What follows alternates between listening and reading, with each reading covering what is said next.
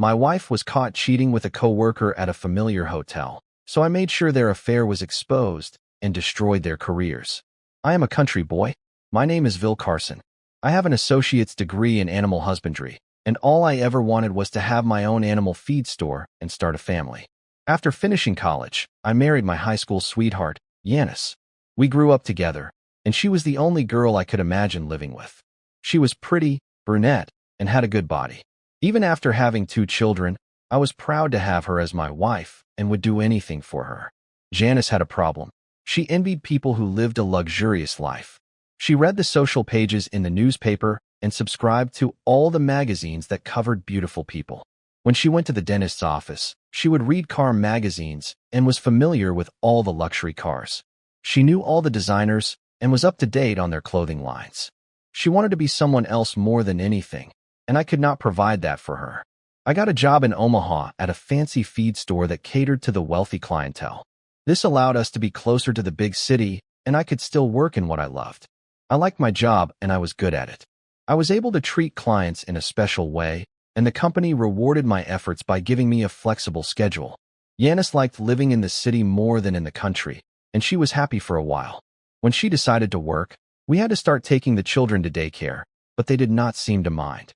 Janice got a job at a medical equipment company called Gilbert Medical. They manufactured syringes and other medical supplies. It was an office job, and she seemed to be happy because it allowed her to dress nicely and meet people who were not farmers. She worked hard and seemed to lose interest in our home life. I ended up taking care of the children most of the time. I would drop them off at daycare and pick them up after work, feed them, and usually get them ready for bed. I even cooked and ended up cleaning the house most of the time. She did the laundry, making sure all her clothes were perfectly ironed. We had been saving money every month so that in the future I could buy my own feed store. Now it seemed that, even with her working, we could no longer save anything. The daycare took some of the money, but most of it went to trips to the hairdresser, nail salons, and expensive clothing stores. It was hard for me to understand how we could have 2 jobs and save less money. She refused to discuss it and would get very defensive and upset when I brought it up. After a while, I stopped mentioning it. However, I opened another savings account that I could keep separate. She started working overtime. She started getting private phone calls. She became less attentive in bed. She wanted a newer, more luxurious car. She even talked about getting breast implants. There was no doubt in my mind that my wife was having an affair. I might be a simple country boy, but I was not stupid. At this point, I did not even want to save the marriage. I just wanted to get everything in order and move on before it was too late. It was difficult to pin anything down because I did not associate with the people she worked with, but I was pretty sure that if something was going on, it was with someone from work. I worked with a couple of good guys. They were not very educated, but they worked hard. My job made me their boss, but I never played the boss card. It always seemed that the work got done without any need to give them orders. Everyone knew what was required, and we worked together. The guys appreciated it, and that created a good relationship. Roy and Freddie were going to be valuable allies in my plan. I noticed that on Wednesdays, Yanis always wore fancy underwear and her best outfits. She seemed to spend more time getting ready for work. I thought that would be a good time to start. I told the guys what was happening, and they arranged to take care of my deliveries and appointments that day. I parked near the entrance of the Gilbert Medical Plant's parking lot. That gave me a chance to catch up on some technical reading I was behind on. At about 11 in the morning, Yanis came out and got into her car. It was not difficult to follow her, and in a few minutes, she parked in the Holiday Inn parking lot. I parked at the west end of the lot, away from the office. A few minutes later, a guy arrived in a red Corvette and parked at the east end of the lot. I did not recognize the car, but when he got out, Yanis got out of hers. They walked towards an exterior room on the first floor, number 117, and then went inside. He already had the key. My heart sank, and I felt a little sick to my stomach. All I did was confirm my suspicions. I had no idea what I would do next. I decided to leave and go back to work. I would take my time to plan my next move. Before leaving the parking lot, I got out of the truck and cut 2 of her tire valves with my bale wire cutters, one in the front and one in the back. I was a little angry. I do not know why I did not cut some of his too. The rest of the day went by extremely slowly. I picked up the children after work, we went home, and I prepared dinner. When she arrived, I asked her how her day had been, and she said fine, except that she had a flat tire. One of the guys from work changed it for her. The matter was never spoken of again. The next morning, I stopped by the plant after dropping the children off at daycare. It did not take me long to locate the red Corvette. Luckily, the guy had a reserved parking spot with a sign. I wrote it down. Keno Champ, distribution manager. Roy's wife also worked at Gilbert in the personnel department. By that afternoon, I knew everything there was to know about good old Ken. The most important thing was that he was already married. He had received a reprimand for making sexual advances to one of the employees and had had some problems with his expense accounts. I got his address, phone number, cell phone number, and even his social security number, but I did not know what to do with that information. He had been married for 8 years, and his wife's name was Ami. We had a good day's work, and Roy, Freddie, and I had time for a beer before I had to pick up the children. I was still not sure what I was going to do, but I was sure it would be resolved soon. I was trying to stay calm and be logical about the situation, but every day I got angrier and angrier. From time to time, I would find myself crying silently. I was hurt and felt like I could not fix myself. Living with Janice was becoming more and more difficult for me. I just wanted it to be over. I had another stroke of luck the next day when I remembered that one of my best clients, Mars Gilbert, was the wife of the president of the Gilbert Medical Company. I never met him, but she and I got along very well. I was being especially nice to Mars, trying to figure out if I could use our relationship to my advantage. When Mars's daughter, Cindy, came over. Cindy was in her final year of veterinary school. Mars went into the stable to do some work, and Cindy and I talked for about an hour. I enjoyed my time with her and felt a little guilty after I left, but it passed quickly. That weekend, I spent some time in the garage welding. I took a small piece of flat steel and welded 4 sharp points to it. I made the points from concrete nails so they would be really hard and stiff. The plate was about 6 by 6 and would be my first step in getting my revenge. I saw Mars again on Tuesday. I was a little downcast as I unloaded the order. I just was not my cheerful self. That got her attention. "Bill, what is wrong today? Why so gloomy?" "I have some personal problems, Mars. I am sorry, I am not good company today. Let us have some coffee and you can tell me about it." We walked back to the house and sat in the kitchen. It looked like the inside of a restaurant. Everything was stainless steel and granite. It was like a magazine. I thought to myself, Janice would love this. Mars poured the coffee and just leaned forward and said, "Well, how can you help me, Mars?" "Well, I do not know. Unless you tell me what the problem is." I really did not want to talk to her about it, but I finally decided that maybe she could help. My wife, Janice, works at Gilbert Medical, and I think she is being forced to have sex with one of her bosses, but I cannot prove anything. Why do you think this is happening? Mainly little things, but last week I found them both together at the Holiday Inn. My wife does not realize I know, and I do not know how to bring it up. I do not know if this is something she feels forced to do, or if it is something she wants to do. Our family life has reached the point where she does not seem to care about the children or me. She seems to be keeping it a secret, and that is what really worries me. Who is the guy? I think his name is Kokum. I do not know if Yanis works for him or if they work in different parts of the plant. I have never met him. Do you want me to see if I can help? I paused and lowered my head. If you think something could be done discreetly, I would be happy to try, but I do not want to make a big fuss. All right, let me look into it. I will see you next Thursday with that ode delivery. I thanked her, and as I was getting up to leave, I asked, "Where is Cindy?" "Back at school. She will be home this weekend." "Why do you not bring the children over to meet her?" Wow, this turned out much better than I expected. I am sure Yanis will have no problem letting me take the children for a ride. It could be a good weekend. The next morning, it was raining cats and dogs. Yanis dressed carefully for her special day again, and I did not say anything as I watched her. After dropping the children off at daycare, I stopped by work. The guys were ready to cover my morning shifts. Roy was going to use my truck, make my deliveries and the check-in logs. I would initial all the entries after hours when I returned to work. Freddie brought his cousin's pickup truck to work, and we loaded a hydraulic jack into the back of it. We had secured my steel plate to the jack lift. We loaded all the trucks, and after they left for their deliveries, I went to the Holiday Inn, just in time. She already came in and parked in the same spot as before. Ken arrived a few moments after her and also parked in the same spot as before. After they went into the room, I gave them about 10 minutes to get settled. I took the jack out of the back of the truck in the pouring rain and took it to Ken's car. I slid it, and seconds later, I heard the same sounds coming out towards the fuel tank. Oil and gasoline were gushing out. I took the jack back to the truck. The whole process took less than a minute. I walked over to Yanis's car and cut the valves on 2 tires again. By then, I was ready to go. I passed by Ken's car, threw a lit cigarette out the window, and left.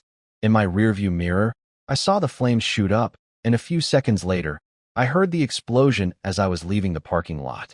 I felt better. Yanis came home a little late from work. She did not eat dinner and went straight to bed. I played with the children for a while, gave them a bath, and put them to bed. That night, I slept on the couch. Yanis stayed in bed. The next morning, as I was getting the children ready for daycare, we had breakfast and left. She never got up, never said anything. I did not ask.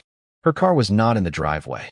Around 9 in the morning, after loading all the trucks, I got a visit from Police Lieutenant Fritz. He was a pretty friendly guy. Tell me about your work schedule yesterday. Just normal deliveries, nothing special. Why? Can you account for your time around noon? I went into the office and handed him the delivery logs from the previous day. I left them in front of him. Each stop had the location, the item delivered, the time of unloading, and my initials. He smiled and laughed a little. That is a good record. Do you guys do this every day? Would you like to see the records for the last month? He shook his head no and smiled again.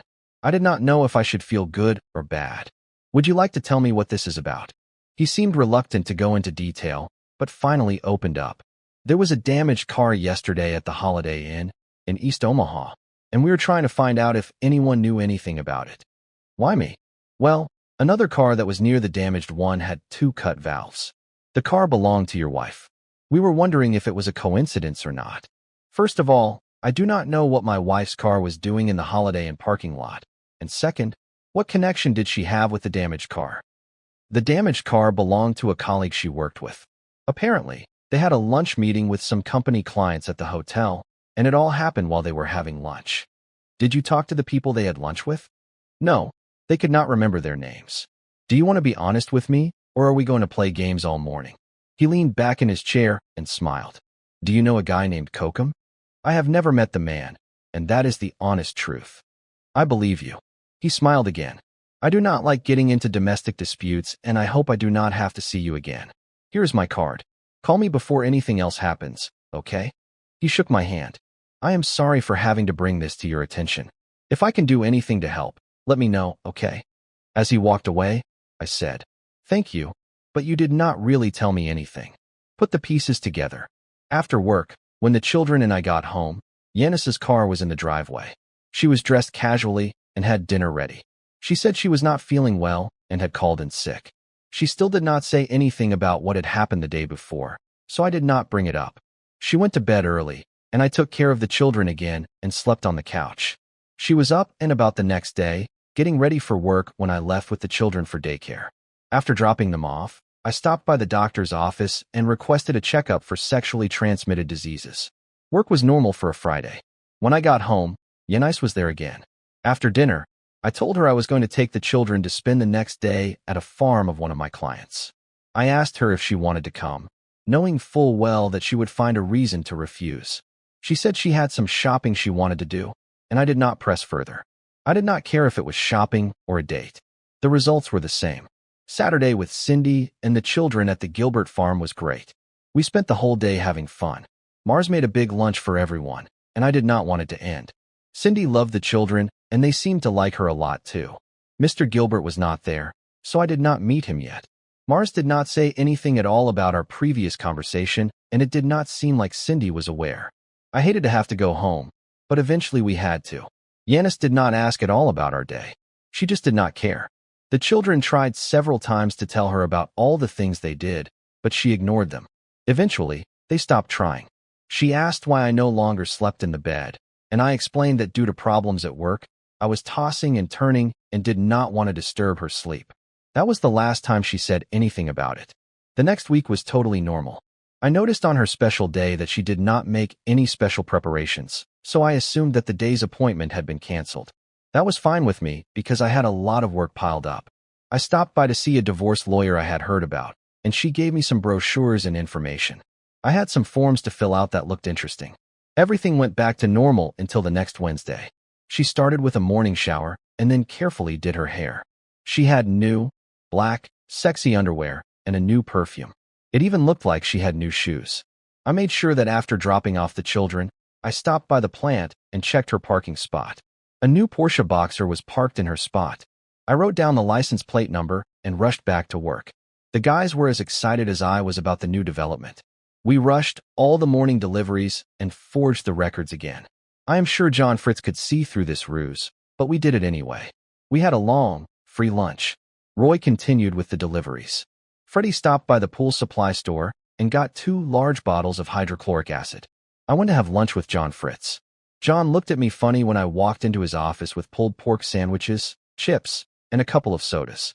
I greeted him and sat down in front of him. He knew something was up and was smiling from ear to ear.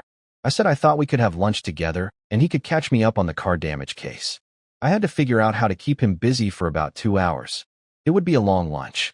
While I was trying to be nice, Freddie was in the Holiday Inn parking lot, found the Boxer, and carefully poured acid all over the trunk, fenders, and luggage rack. He cut the convertible top and poured acid on the leather seats and carpets. The dashboard also got a dose of acid. To top it off, he put a box of mothballs in the gas tank. The mothballs would do a nasty job on the engine if anyone started it. The remaining acid was spread over the tops of the tires. Before he left, he cut Yanis's again. It was all over in 15 minutes. The only bad part was that he did not know how long they would be in the room. Jan and I talked about frivolous things for a long time until he finally said, "What the hell are you up to?" I just wanted to make sure I had a good alibi in case something happened to Kimbo's car today. What is so special about today? The pulled pork sandwich was on sale. I took out my cell phone and called the daycare center. "Hi, Carol, this is Vil Carson. I'm going to be busy at work this afternoon and was hoping you could call Yanis and ask her to come pick up the children." "Thank you, I really appreciate it. Can you reach her at 874-3211, extension 117? You might have to ask for her by name. Try to call as soon as possible to make sure you find her." "Okay, thanks again." Jan leaned back in his chair and laughed. "Wow, those pork sandwiches tasted good."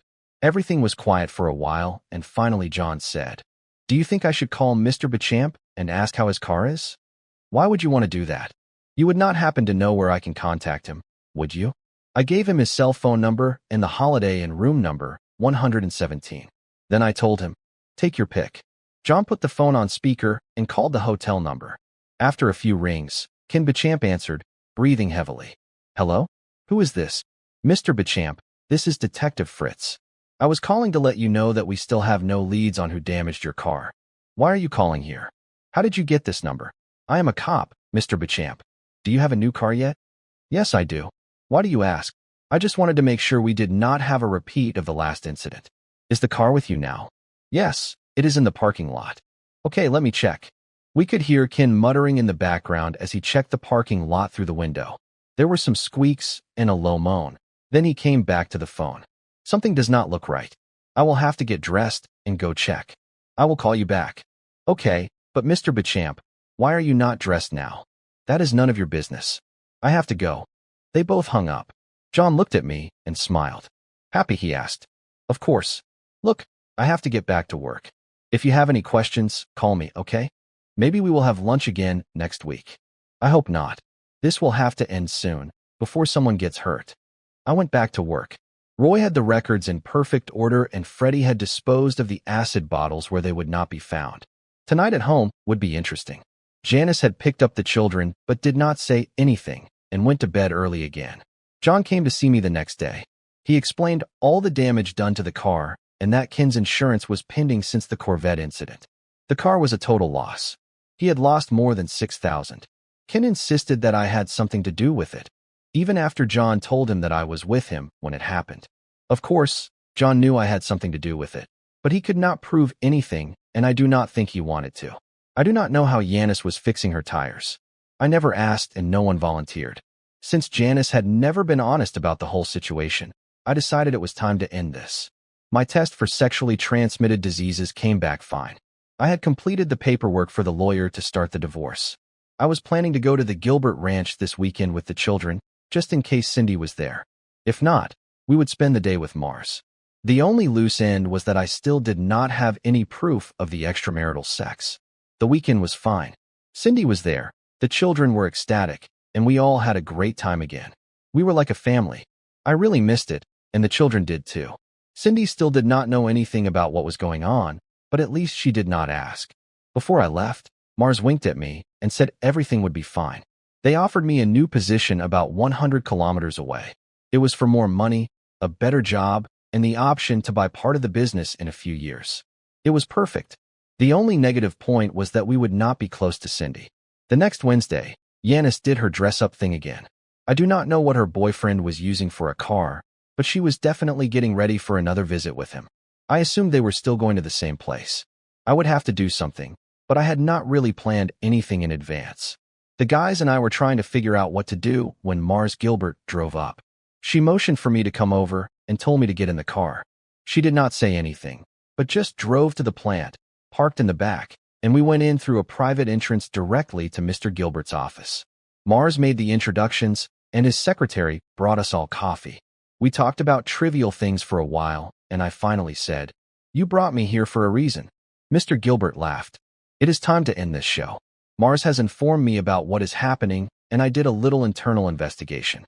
As soon as everything is in place, we will begin. We should have all the information you need by the end of the day. If I do anything that embarrasses you, Bill, I apologize in advance. It is not my intention to do anything that hurts you." We chatted a little more to pass the time, and Mars could see me smiling when the conversation turned to Cindy. I was trying not to be obvious about it, but I did it badly. The phone rang, and everyone perked up their ears. "What is going on?" "Okay, thanks for the call. You know what to do now, right?" Mr. Gilbert smiled and said, "Okay, everything is set. We can begin. Ken and your wife are in their usual room at the Holiday Inn. Ken drove a company Benz to get there. That is against company policy, so they are bringing it back to the plant right now. I am sorry, but I think your wife has a couple of tires too. It seems to be some kind of tradition." He put the phone on speaker and dialed the room. "Ken, this is Mr. Gilbert. I am sorry to bother you, but I have to discuss a very important matter with you." Ken stuttered a bit. "Yes, of course, no problem. How did you get this number, Ken?" "That is not important. But what is important is that the legal department was notified of a possible sexual harassment situation. I need to get correct answers here. Ken, so listen carefully. Is there a female employee from the company with you now?" There was a pause and some background conversation that we could not make out. "Yes, sir, she is here." "Ken, is she there of her own free will, or is she there due to some kind of coercion or threat on your part?" "No, sir, absolutely not, sir. There was no coercion of any kind. She is here of her own free will. I did not force her to do anything." "So the sex was completely consensual?" "Yes, sir, absolutely. It was all consensual." "That is great that. Thank you. That is all I needed to hear to resolve this mess. I greatly appreciate your honesty on this sensitive issue. We will prepare a statement to attest to that, and we will be ready. Now, I also need to verify it with the young lady. Can you put her on the phone, please?" There was a commotion of background noise that we could not understand. Finally, Yanis took the phone. "Sir, how can I help you?" "Yanis, did Mr. Beauchamp coerce you or threaten you in any way to go there with him?" "No, sir. He did not threaten me in any way." "That is good to hear. So the sex was consensual and you were not intimidated in any way? Is that correct?" There was a pause again and a lot of muffled conversations. Yanis came back to the phone.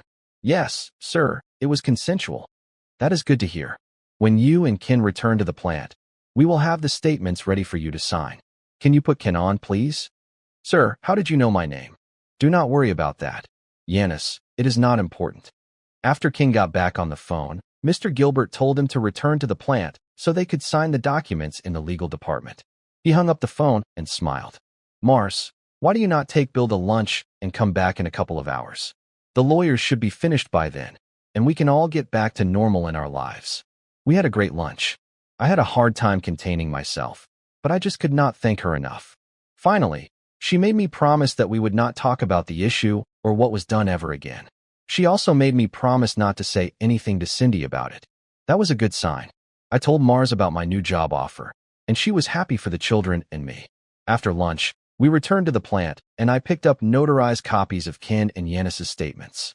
Both swore that they had consensual sex outside of their marriage. The lawyers assured me that this would be enough for my lawyer to close the divorce. Ken and Yanis were fired.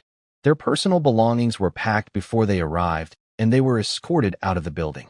Unfortunately, neither of them had a car. Mars lent me her car and said I could return it the next day. I left the papers at the lawyer's office. He made me several copies of each one. One set was going to be sent to Ken's wife. I went to the bank and closed the accounts, paid all the credit cards, and canceled them. I called the gas, water, electricity, and telephone companies and arranged for the services to be disconnected on Friday afternoon. I stopped by to see John Fritz and told him I had been a good boy. He laughed. I notified and resigned at work. They were happy for me, but they were not happy about my departure. Freddie followed me to the Gilbert farm with my truck so I could return Mars's car. It was time to pick up the children and go home. I dreaded walking through the door. Yanis's car was not in the driveway. She was sitting on the couch, crying, when we walked in. This was the first time I saw any emotion. There were 2 boxes of personal files from her job on the table. I fed the children and put the television on for them. I stood by her, as if to give her a chance to speak if she wanted to. You had to do it, did you not?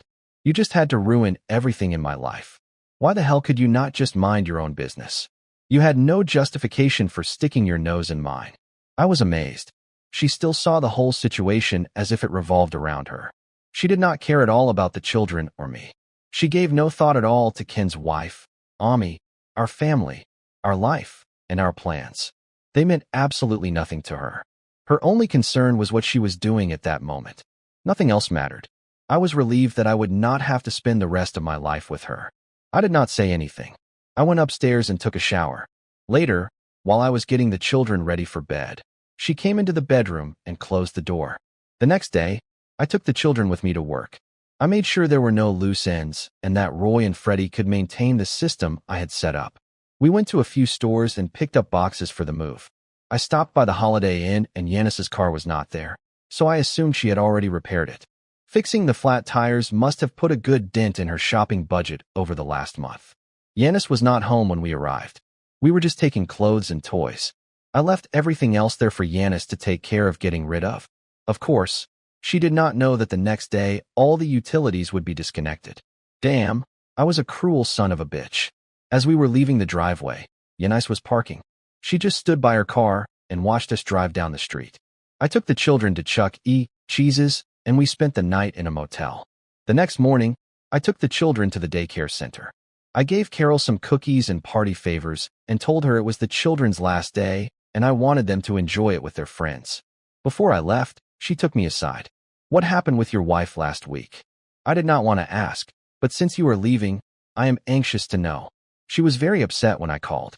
She insisted on knowing where I got that number, and when I told her you gave it to me, she started swearing like a sailor. She did not say anything when she picked them up, but I could tell she was really furious. I am sorry, Carol, I involved you in this. Yanis was having an affair. She was at the Holiday Inn with her lover, and I was hoping that if I had you call and interrupt her party, she would reconsider the whole situation. It did not work. She ended up getting angry with both of us.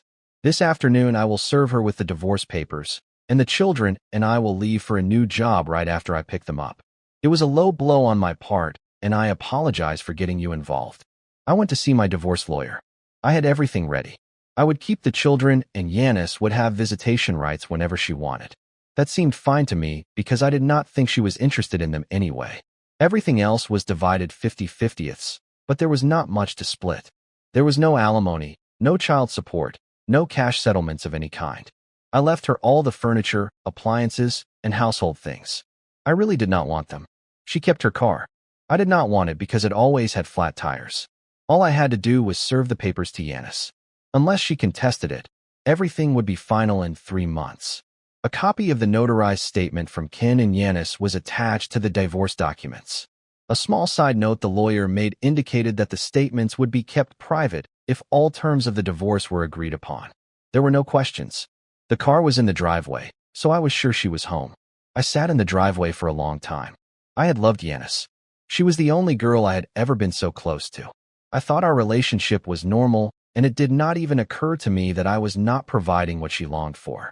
I knocked on the door of my own house, and it felt strange. She opened the door for me. She looked tired. She asked me if I wanted something to drink. I handed her the papers. She did not open them. She just looked at them and then looked at me.